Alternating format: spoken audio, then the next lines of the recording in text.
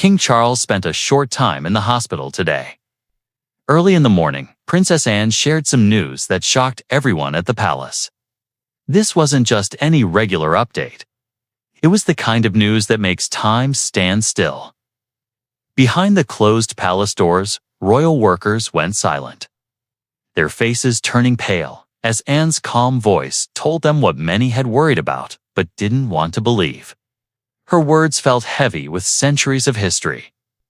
The crown itself was facing something tragic that couldn't be undone. Before we dive deeper into what this really means for the royal family, make sure to subscribe so you don't miss any updates. The second the message got around the palace, everything changed. People stopped talking mid-sentence. Top assistants looked at each other nervously, their usual routines falling apart under all the stress and worry.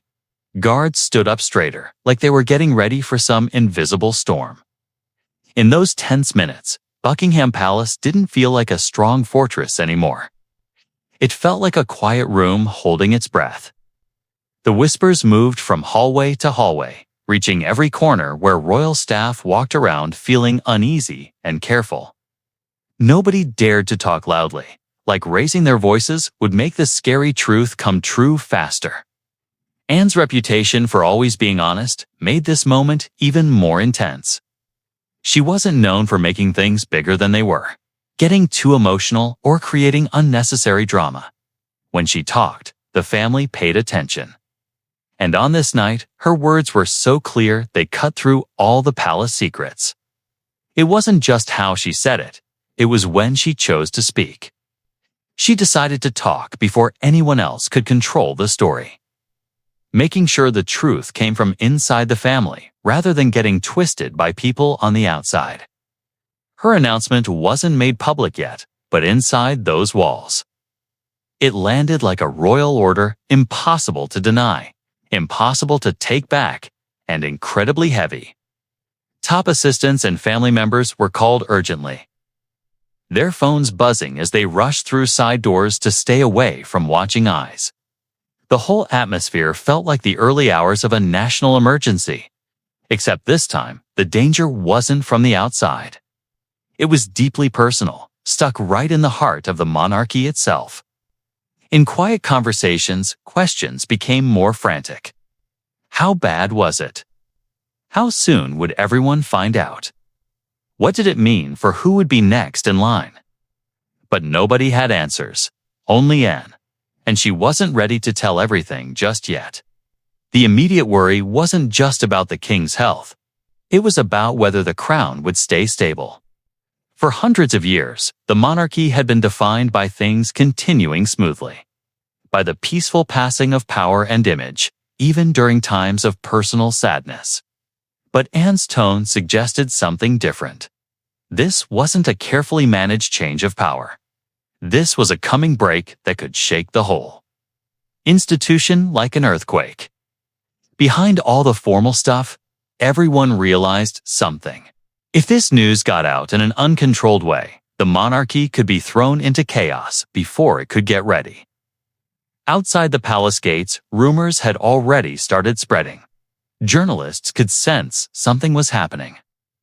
Cars arriving at strange hours, serious faces, meetings happening behind tightly closed curtains. It didn't take long for whispers to escape the palace walls and mix with the city's restless energy. But none of them knew the exact words Anne had said or the storm they would create once they got out. This was more than just a health issue. This was the start of a fight for the crown's stability. Anne's own words stayed in the minds of those who heard them directly. This is not just about health. It's about the throne itself. The few people who understood how serious that sentence was knew that the coming days would shape not just Charles's legacy, but the whole future direction of the monarchy. It was a warning wrapped in royal control, a heads-up given not through panic, but through careful, steady determination as whispers turned into frantic footsteps. The real seriousness of Anne's words began to reveal itself, not just for the monarchy, but for Britain's whole future. For months, the world saw a king putting on a brave face. But behind the fancy walls, Charles's health problems weren't just whispers anymore. They were impossible to ignore. Doctors visiting late at night quickly rearranged schedules, and more absences told a story the public was never supposed to see. And in fiercely protective, but brutally practical, knew the truth couldn't stay hidden much longer. Before we dive deeper into what this really means for the royal family, make sure to subscribe so you don't miss any updates. At first, the signs were subtle, easily brushed aside by the palace's smooth operation. Charles's public appearances, once showing steady confidence, began to show small traces of tiredness that even the most loyal watchers couldn't completely ignore. His speeches got shorter, his posture less sure, and the spark of energy in his eyes seemed to flicker at times. Palace spokespeople, skilled at being reassuring, dismissed every rumor as normal adjustments, insisting the king was in great health. But behind those carefully written statements, a very different reality was happening. One that the monarchy desperately wanted to keep away from public view. Late at night, when the palace fell into its usual quiet, a pattern of medical staff coming and going became regular. Unmarked cars arrived quietly, their passengers brought in through side doors known only to the inner circle. These weren't casual checkups. They were serious meetings scheduled at hours when no camera could catch a glimpse. Specialists were called with growing urgency, their conversations hushed, but their presence impossible to miss. Each visit added to a growing feeling of worry among top assistants who had served the crown for a long time. Through both good and bad times. This was different. It wasn't a temporary problem. It was the slow falling apart of the king's ability to carry the full weight of the throne on his shoulders. Senior royals started getting quiet briefings, carefully worded to avoid complete alarm, but clear in what they meant. The updates weren't shared through official channels, but through personal talks, handwritten notes, and private phone calls. The goal was to keep the circle small, to control the story before it could slip out. Yet, within that close circle, one voice started to rise above the others.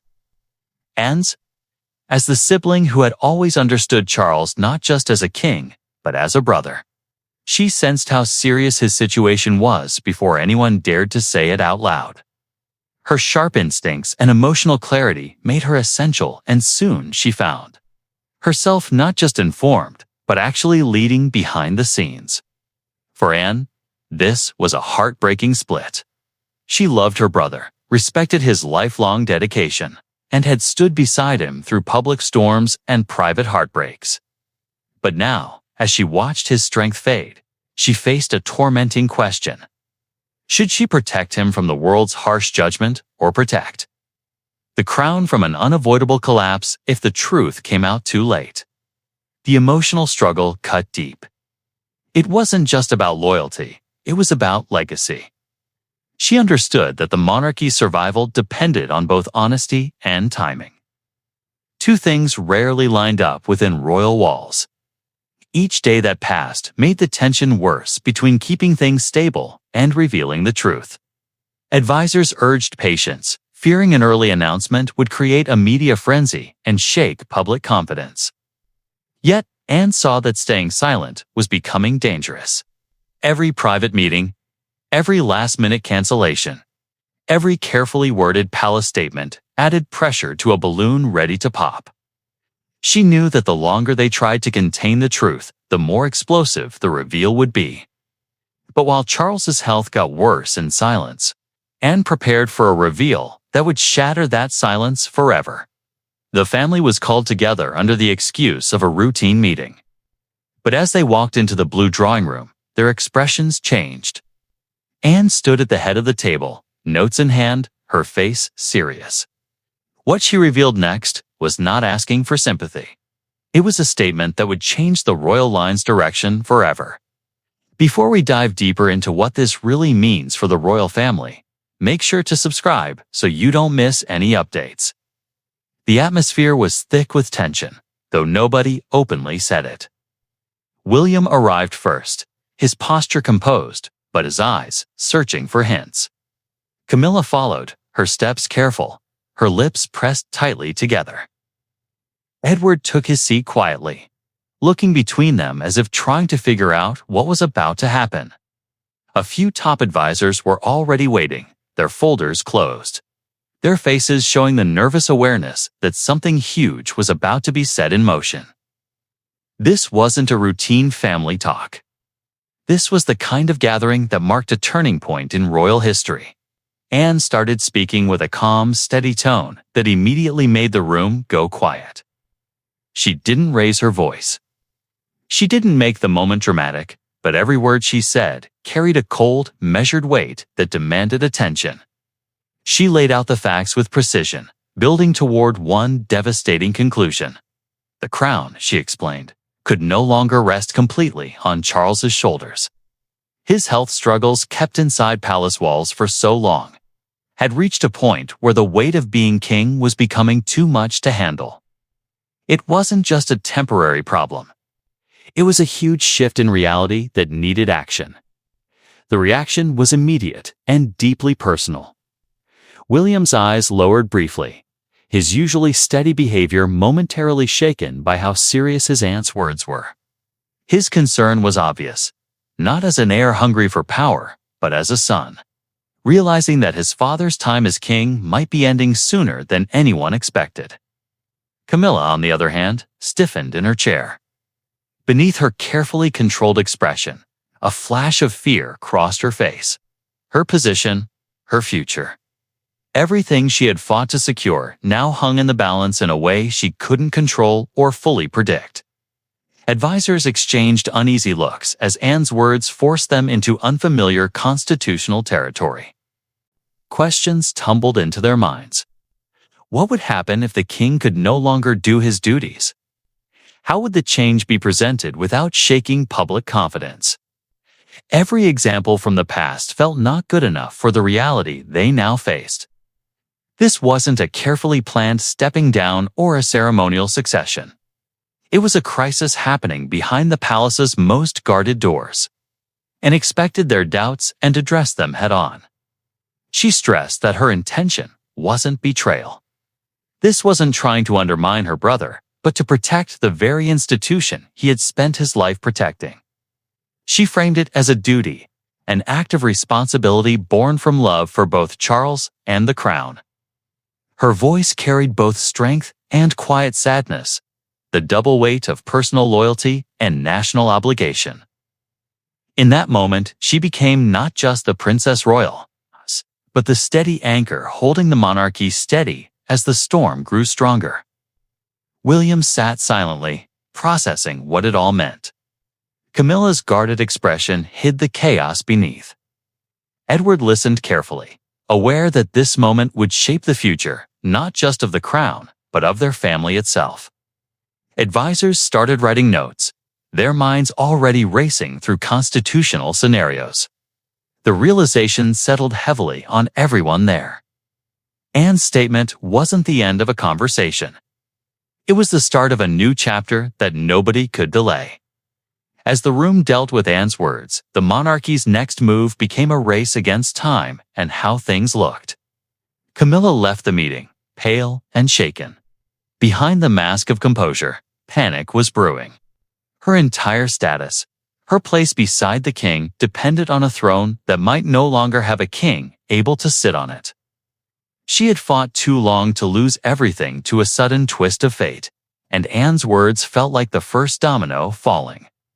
The moment the doors closed behind her, the weight of the conversation came crashing down.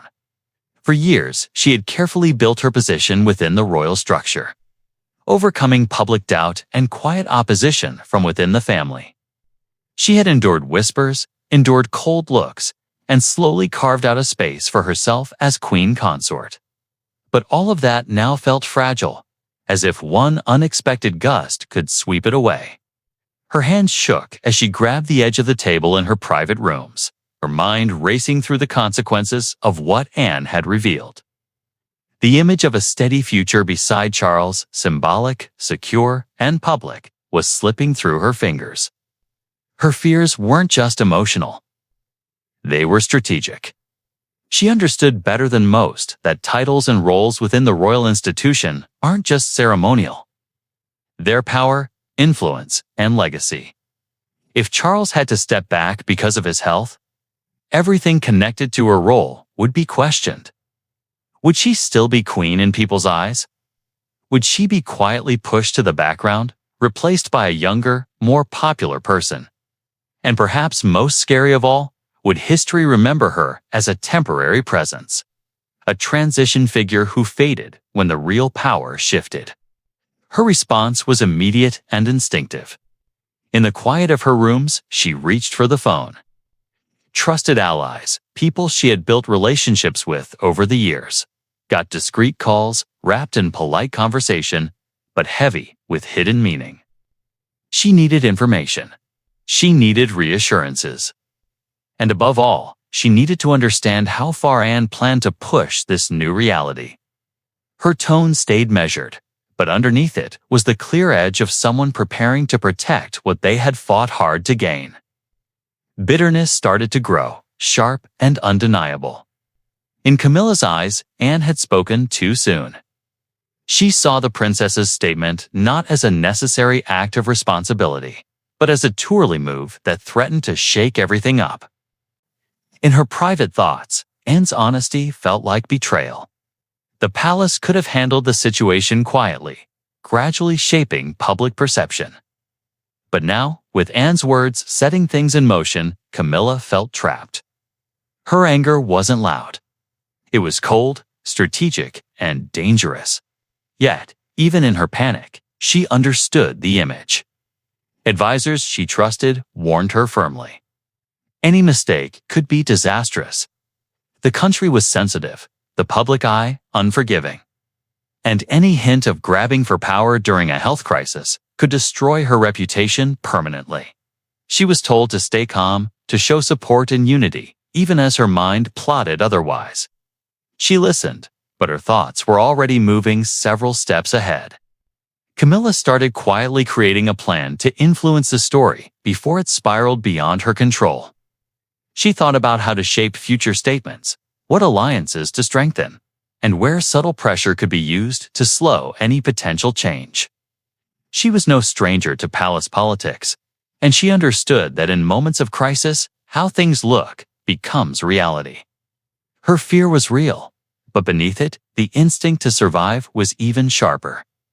While Camilla's fears ate at her, Anne's focus was on something far bigger: the crown's survival through the storm. For William, Anne's words hit like a thunderclap. He wasn't just the heir. He was a son watching his father struggle. The weight of destiny crashed down as questions of timing, loyalty, and leadership pushed into every corner of his mind. Was he ready to step forward, or would doing so mean tearing his family apart? In the hours and days following Anne's private statement, William found himself stuck between two worlds. On one side was his role as heir to the throne, a person expected to act with steady strength and clarity. On the other was the son, watching a beloved father quietly battle his declining health while the world stayed unaware. These two identities clashed violently inside him. Every word he spoke, every silence he held, felt loaded with consequences. His entire life had been leading to this point, but no amount of preparation could soften the emotional storm that came with seeing the crown's weight shift too early onto his shoulders. Late at night, away from public view, William talked to Catherine. Their conversations, quiet but intense, sounded like two people trying to hold together something far bigger than themselves. She listened as he voiced his fears, not just of stepping into his father's role, but of what doing so might do to their family. The monarchy wasn't just a title. It was a living structure of relationships, alliances, and fragile trust. Catherine reminded him of his strength, but she also knew the cost this moment could take on their private lives. In these intimate talks, William's doubts were laid bare. Could he carry the expectations of a nation without losing himself in the process? His protective instincts toward his father were fierce. He wanted to shield Charles from harsh judgment to give him dignity and time. Yet Anne's practical urgency pushed against this instinct like an unstoppable tide. She saw the bigger picture. The survival of the crown depended on timely action, not sentiment. William understood her reasoning. But emotionally, it felt like being asked to choose between his father and the institution his father had spent a lifetime protecting. This conflict became the heartbeat of his struggle. Loyalty to family or loyalty to duty. Meanwhile, behind the scenes, the palace machinery was already moving. Advisors started quietly putting together briefing papers, sketching possible paths for a regency or transition if the situation got worse. Names of constitutional experts were whispered. Backup plans filed away long ago were dusted off and looked at. William wasn't the one starting these moves, but he could feel their momentum building around him. It was as if an invisible force had started pulling him toward the center of the storm, whether he was ready or not. During this rising pressure, his mother's legacy haunted him. Diana's memory was never far from his mind. But in moments like these, it became a guiding presence and a burden at the same time. He thought of her strength, her intuition about how fragile the monarchy was, and her constant protection of her sons. He knew that the public would watch his every move through the lens of who she had been, expecting him to carry forward not only royal duty, but also the emotional weight of her legacy. That double expectation of king and son of Diana tightened around him like a trap. A chilling realization settled in. If this change wasn't handled with complete precision, the family could break apart in ways that might never be fixed. The monarchy had survived centuries of trouble, but internal division at such a critical moment could be its end. William felt that truth as a quiet but constant pressure in his chest. This wasn't simply about taking on a title.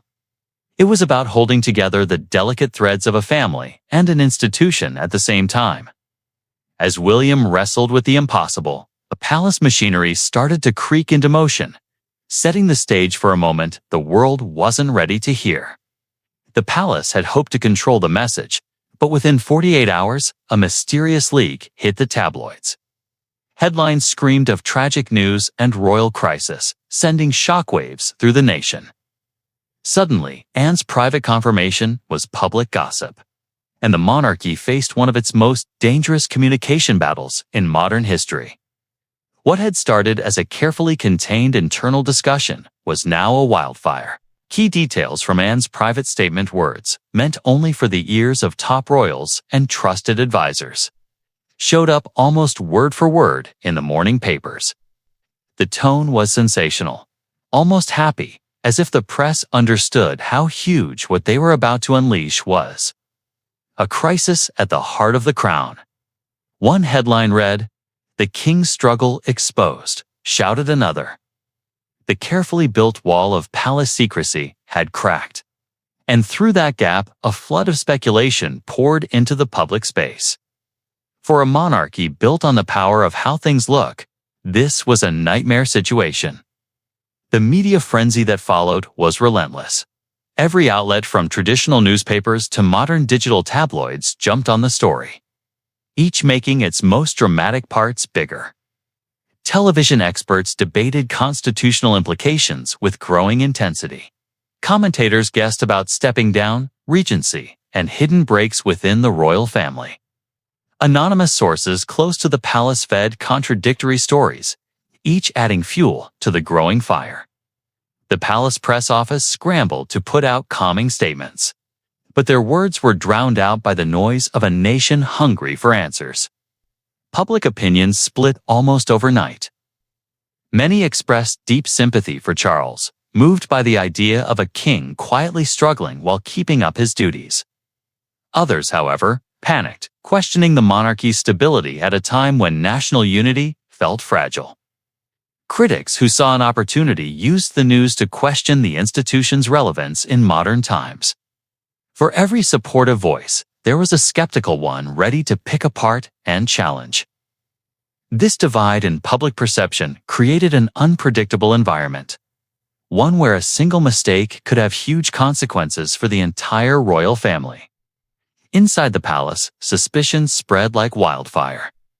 Camilla became increasingly uneasy, convinced that someone within Anne's circle had deliberately leaked the story to undermine her. William, always protective and cautious, turned his attention inward, suspecting palace staff who might have been tempted by money or influence. Anne, in contrast, suspected nobody. Her focus was not on blame, but on the fallout that was rapidly surrounding them. While others looked for people to blame, she understood that the real battle was in how they responded to the storm that had already broken. Beyond palace walls, political figures started weighing in subtly, their carefully worded statements hinting at constitutional preparedness. There were quiet whispers in parliamentary hallways about possible scenarios, backup frameworks, and the need for clarity in case of sudden changes. What had once been a private family crisis was now connecting with the machinery of government. And the urgency to act grew heavier by the hour. The palace had no choice but to speed up its internal plans. Discussions that were meant to happen gradually were forced into high speed. Advisors worked late into the night, writing possible public statements, mapping out strategies to stabilize public trust, and preparing the royal family for a public reckoning they had hoped to delay. What was once hypothetical now demanded immediate action. The question was no longer whether to speak. It was when and how. With the public now watching, Anne had no choice but to step forward and speak again, this time to the world. When Anne appeared before the cameras, the nation held its breath. Known for her no-nonsense attitude, she wasn't there to spin a story or soften the blow. Her eyes carried the weight of family and crown together. And then, with deliberate clarity, she confirmed the tragic truth that would redefine the monarchy's future. The moment was unlike any other in recent royal history. Anne chose her words with surgical precision, each sentence balanced between honesty and reassurance. She started by acknowledging Charles's health struggles, not in the evasive language of press statements, but with a rare directness that stunned listeners.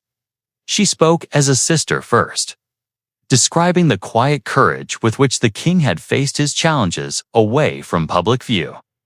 Her tone carried both deep affection and an unflinching sense of duty. It was clear she would not allow guessing to define the moment. She intended to define it herself. As she continued, Anne shifted from personal reflection to institutional determination. She stressed that while the king's health was a cause for concern, the crown stayed strong. Stability, she declared, was not a luxury, but a responsibility. She spoke of continuity and unity with a force that silenced critics and reminded the public of the monarchy's lasting presence through centuries of chaos. Her ability to balance empathy and strength gave the speech an undeniable weight. It wasn't simply an update, it was a statement of purpose. The emotional undertones of her words struck deeply. Older generations who had grown up watching Anne's lifelong service with quiet respect felt the gravity of her honesty. To them, she represented the reliability of the monarchy's past. Younger viewers, however, were confused. They weren't used to such openness from a royal figure. For many, it was their first glimpse into the raw human side of the institution. Anne's delivery didn't rely on theatrics. It relied on truth. And that truth echoed through living rooms across the nation. Political observers immediately picked up the subtleties of her message. Beneath the surface of family concern was a quiet but clear push toward regency. She didn't announce it directly, but her framing of Charles's struggles and her emphasis on the crown's continuity created a narrative that pointed toward William's inevitable rise. It was strategic, deliberate, and brilliantly done. Anne wasn't seizing control. She was preparing the nation for what was coming without saying the words themselves. Throughout her speech, Anne's dual identity showed. She was both a devoted sister and a royal stateswoman, weaving personal sorrow and institutional strength into one smooth story. Her words carried the echo of duty passed down through generations, but also the intimate pain of a family forced to face an unchangeable truth. It was this duality that made her message so powerful, a human story unfolding within a centuries-old framework. By the time she stepped away, the immediate panic had started to ease, replaced by a heavy, thoughtful silence. Her speech calmed fears for many, reassuring them that the monarchy had a plan. But for others, it sparked unease. What would happen next? How soon would the change occur? What unseen decisions were already being made behind palace walls? Anne's statement had steadied the ship, but it also lit the fuse for what was to come. Anne's statement calmed some fears, but sparked others, setting off a chain reaction within the royal household itself. Behind closed doors, the monarchy entered unknown territory. With Charles's health concerns confirmed, two paths emerged. Hold on to tradition at all costs, or adapt quickly to keep the crown's survival. And in those hushed strategy meetings, alliances were formed, rivalries deepened, and the future of the throne hung in delicate balance. The palace became a nerve center of intense strategic debate. Top advisors long used to operating in the background suddenly found themselves at the center of a constitutional crossroads. One group pushed for a cautious approach, upholding tradition, minimizing change and showing stability no matter the internal strain. They argued that the crown's power lies in continuity, in the unbroken image of a king's reign. Any sign of change, they feared, would trigger uncertainty, invite public guessing, and potentially weaken the institution's authority during a sensitive moment. Others, however, saw danger in hesitation. They warned that holding too tightly to tradition could let events overtake them, forcing change under chaotic conditions rather than guiding it with a steady hand. At the heart of these discussions stood Camilla, determined to defend the position she had spent years making solid. She pushed for limited public appearances, carefully managed events, and a story that presented Charles as stable and capable. Her strategy was to buy time to control how things looked long enough to make sure that the monarchy wouldn't be seen as failing under her watch. Her influence within certain circles of the palace was undeniable, and her argument struck a chord with those who feared sudden shifts in royal messaging. To her, maintaining the king's image was most important, because once cracks appeared publicly, they would be impossible to fix. In contrast, William and Anne leaned toward decisive, proactive transition planning. They recognized that pretending nothing had changed would not protect the crown. It would leave it vulnerable. Anne's earlier statement had already set a new tone, one that emphasized truth over illusion. William, though emotionally torn, started to accept that his role as heir might have to speed up. Together, they argued that controlled change would be far less damaging than forced reaction.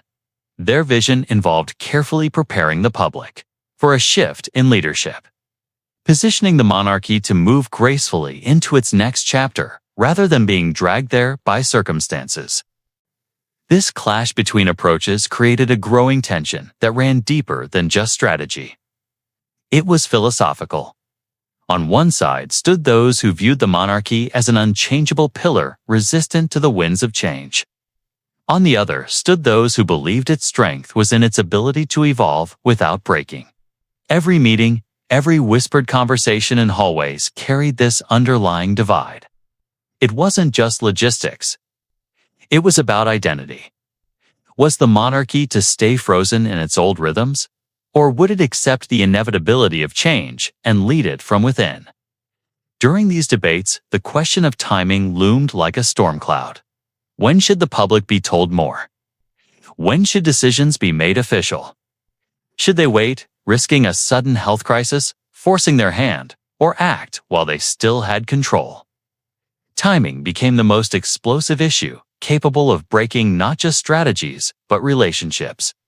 Every player in this unfolding drama understood that once the timing was set, the path forward would be irreversible. The monarchy had not faced a moment this defining since the passing of Elizabeth II. That transition had been carefully planned for decades, carried out with precision. This, however, was different. It was unpredictable, emotional, and filled with competing visions. What happened next would shape not just the immediate future, but the legacy of everyone involved. Every choice carried weight, and no option was without risk. As the palace's hallways echoed with debate, Anne's confirmation became the trigger for a decision no one could put off any longer. In the end, it wasn't an official announcement that shook hearts. It was a moment between siblings. Away from cameras, Anne visited Charles in his private room. She didn't speak as a princess, but as a sister, saying what might be her last words before history moved forward without him at the center. The seriousness of whatever had unfolded now hung between them. For weeks, the world had guessed, advisors had debated, and strategies had been created behind closed doors. But in this quiet exchange, there were no rules, no advisors, no constitutional clauses, only two lives connected by blood, duty, and the huge weight of the crown. Anne approached him with a clarity that only she had. The same clarity that had made her act when others hesitated. She understood that this moment, though unspoken, would become the emotional turning point for both the family and the institution. Charles, tired but still carrying the dignity of his office, listened as Anne reassured him of his legacy. She reminded him that he had upheld the monarchy during troubled times, that his devotion to the institution had been unwavering, even as his strength faded. Her words weren't flowery or ceremonial. They were simple, honest, and deeply personal. She painted a picture of continuity, of William stepping forward with grace, of Catherine standing beside him, and of a crown that would last not because of one person, but because of the foundations he had strengthened. She wanted him to know that stepping back was not surrender, it was preservation. For Charles, the moment brought a flood of emotion he had kept down for a long time. The king who had carried his role with stoic discipline now allowed himself to acknowledge the sadness of what was coming. He expressed the pain of letting go, the quiet devastation of realizing that his reign might not end on his own terms. Yet alongside that sadness came a flicker of relief. For months, he had been fighting a silent battle, trying to show strength while privately facing his limits. Now with Anne's honesty cutting through the noise, he could finally breathe out. In her words, he found permission to be human. Anne's determination only hardened as the conversation deepened. She had always been the steady force in the family, the one unafraid to face uncomfortable truths. She knew what had to happen next. There could be no hesitation, no second-guessing. The monarchy depended on a smooth and dignified change, and she had already set events in motion that could not be undone. This wasn't cruelty. It was clarity, born of duty. And as she looked at her brother, she silently promised that chaos or indecision would not damage his legacy. This intimate exchange framed what was to come, not as a scandal or a sudden shakeup, but as a moment of inevitability. It was both tragic and noble. The bond between Anne and Charles carried the full emotional weight of centuries of royal continuity. Their conversation didn't need to be recorded. Its power was in its unspoken understanding. They both knew that history would turn from this point and nothing would ever be quite the same again. And the decision, though not yet announced, had already been made. And so, as the nation looked toward an uncertain dawn, the monarchy prepared for a transformation. Anne's words had quietly set in motion.